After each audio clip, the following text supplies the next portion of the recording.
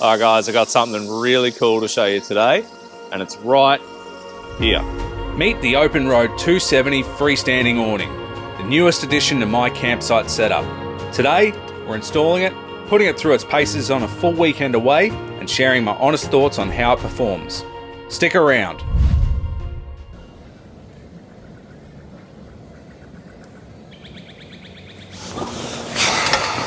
Mate, I am done with these rollout awnings, eh? Mate, it's about time you leveled up and got yourself a 270. Get rid of this riffraff, you know what I mean? Yeah, I reckon you're right, actually. You know what? I've got a perfect one for you. All right.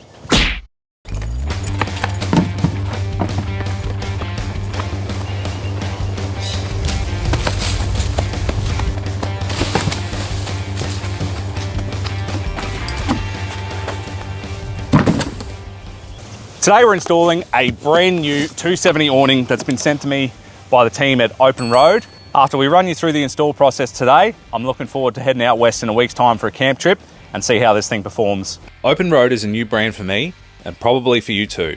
So we'll be finding out together how this awning holds up over time. But first, let's kick things off with the install. It's a pretty straightforward process, so we'll get that sorted before heading out to test it properly. After knocking off the old rollout awnings, it was straight in. Now, this big 270 is no lightweight. You'll want a mate on hand to help wrangle it. Don't skimp, and make sure you shout them a beer after. I still owe Jerry one. We kick things off by sliding the T-slot bolts into the back channel of the awning. The Openroad 270 kit comes with two different lengths, but we only needed the short ones. Bolts in, we mocked it up to see where the brackets would sit against the roof rack. Bit of measuring, bit of head scratching, then some tape slapped on to hold everything in place until it was time to mount. Now, my Russell Court era TJM rack didn't make life easy. The diamond grille design is more of a hindrance than a help. Best option was to line the brackets up with the supportive crossbeams instead. The steel brackets from Openroad are solid, though they're probably better suited to a platform rack. On mine, it leaves a little more overhang than I'd like. They're sturdy enough, but time will tell.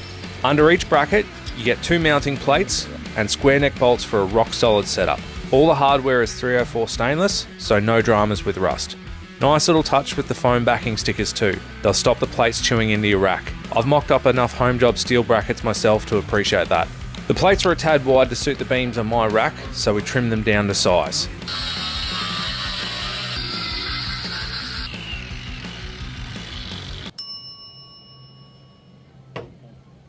Back into it. 3 brackets bolted on, finger tight for now. Then came the fun part, lifting the awning up face to face with the brackets. Quick reality check, she was sitting way too low. The instructions say to mount the brackets pointing down, but on my rack, that was a no-go. The cover was hanging low enough to clip the passenger door when opened. So, we flipped the brackets upwards. That lifted the whole awning higher and tucked it closer into the centre of the patrol. Much better. Awning back on, nylocks tightened up, and before we got carried away, we swung it out to check the alignment. Perfect. Sat nice and flush with the back of the roof rack. The only tweak needed was to nudge the rack forward slightly to close up the gap between the roofline and the awning when it's opened. With everything tightened down, job done. Time to test it out.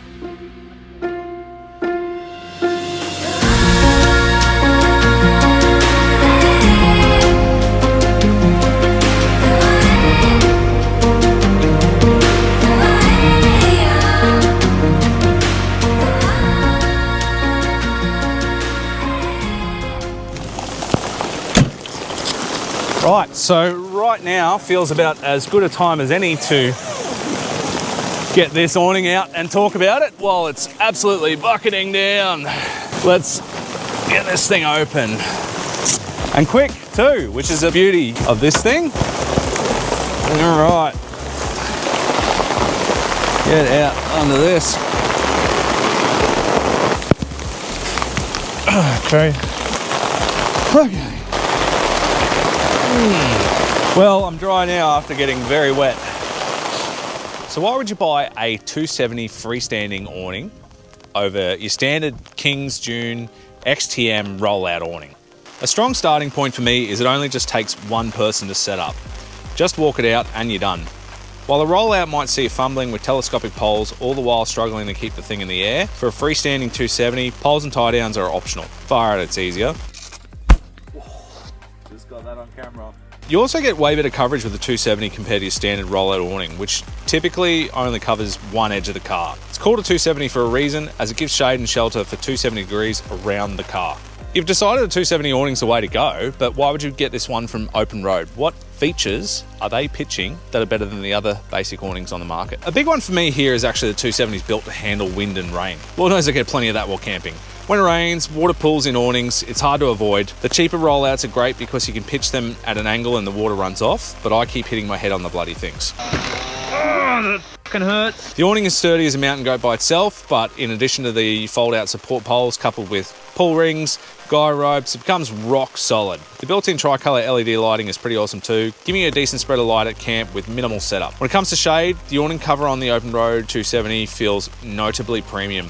They've called it Eclipse Shade technology, which claims cooler shade and stronger UV and rain protection. The weight also comes in bang on target at about 26 kilos with the brackets. While this is lighter than a few awning options out there, it is on par with others in the market that are 2.2 meters in closed length. There's a few longer awnings out there, but they come with extra weight. All the hardware, nuts, bolts and washers is made from 304 stainless steel, so you won't be seeing that pesky red rust form on them after a weekend at Morton. In short, the Openroad 270 packs a punch with some solid features and far exceeds the expectations. So what about the brand itself? Well, to be totally upfront, Openroad is actually a brand from outside of Australia. They kicked off in the US, but have now moved into the Australian market and firmly planted themselves there. All their stock is local, so it's in Victoria. And in my case, when my awning was sent out, it took 2 days to arrive. Now, a bit of background on Openroad. They've been around since 2015 with a major focus on exploration and the outdoors. In their Australian store, their range already covers 270 awnings, electric winches, and plenty of off-road gear, but there's more to come. They've got big plans to include rooftop tents, roof racks, and a whole lot more accessories designed for campers and tourers. I'm actually really excited to see what a lot of this stuff looks like. A really huge thing for me for a brand is customer service. And I think it's one of the biggest things, aside from the quality of the product, it's one of the biggest things that can actually make or break a brand. So while I'm talking about this awning, I thought it only made sense to include some details, whether you're thinking about buying from them or have bought from them and you need some support, here are the ways that you can get in touch with them. For Aussie customers, the quickest option is their support email at info@openroad4wheeldrive-au.com. Or you can shoot them a message through their website contact form. They're also active on Instagram and Facebook, so you can reach out on socials if it's easier. And for anyone watching outside of Australia, they've got operations set up in the US and Europe as well, so you're covered there too. All right, you don't need a full sales pitch from me on this thing, but what are my honest thoughts on how it's performing? So we're gonna go through that right now. The awning's 2.2 meters in closed length, but there are longer versions out there. So I think there's some that are 2.5 meters, but with those come the weight and probably extra cost as well. 2.2 is pretty adequate for me, I think. So in closed length, that's from the very start here to the back of the car. But then obviously once it's folded out, it wraps all the way around the car as well. I've stuffed up my swag here. We've only just pulled up. For the cost of this thing, I think the size of it's pretty damn awesome. The hinges on these things feel rock solid. You see people doing chin-ups and all sorts of gimmicky things on these. All I want to know is just that it works, and it does. We've been copping quite a bit of rain this afternoon. No major amounts of wind, but I haven't seen this thing move an inch. And then coupled with the support poles as well, while it stays pretty solid with them, locked in place, the thing's sturdy as a mountain goat. Something I did want to mention actually is the poles are awesome when they're out, but I love the fact that you don't need to use them. When they're closed up, they do partially cover the lights that are provided, which is fine. You still get an adequate amount of light, even with the poles folded up, but there's a little bit more once the poles are down. The shade cover on this is great, very premium feeling. It's a solid ripstop material. It's all seam sealed. I haven't seen a drop of water underneath here. Definitely seems a notch above what you'd expect from cheap brands. So I'm really impressed by it. It feels great and it actually looks great too from the outside. Quite like the all black awning. Very premium looking. The lighting's really cool and it's integrated really well.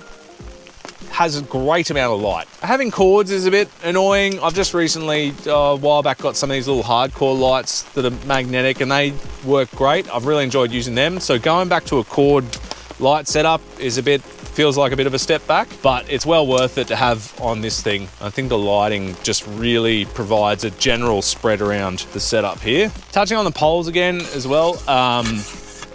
With a rear tire on the car, you need to make sure that you actually fold out this last pole before the whole awning is out. And there's the newer versions of these actually come with fold out drainage poles, which should sit above there. This one doesn't actually have them. Just have to occasionally drop them. Oh yeah.